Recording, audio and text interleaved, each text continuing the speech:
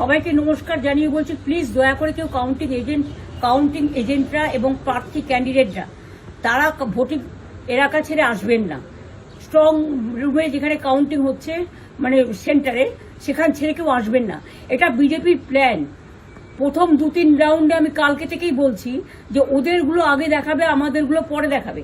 এবং অনেক জায়গায় 2-3 রাউন্ড কাউন্টিং করার পরে প্রায় 100টা জায়গায় কাউন্টিং বন্ধ করে রেখে দিয়েছে। এবং কল্যাণীতে ধরা পড়েছে 7টা মেশিন, যেখানে কোনো মিল নেই। এটা টোটাল ফোর্সফুলি সেন্ট্রাল ফোর্সকে দিয়ে চারিদিকে তৃণমূল কংগ্রেসের উপর অত্যাচার করছে, অফিস ভাঙছে, জোর করে দখল করছে।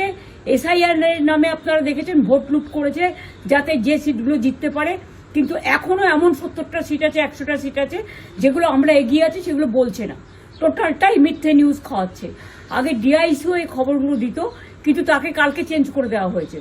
টোটালটাই ইলেকশন কমিশন নিজের ইচ্ছে মতো খেলছে, এবং সাথে কেন্দ্রীয় বাহিনীকে নিয়ে।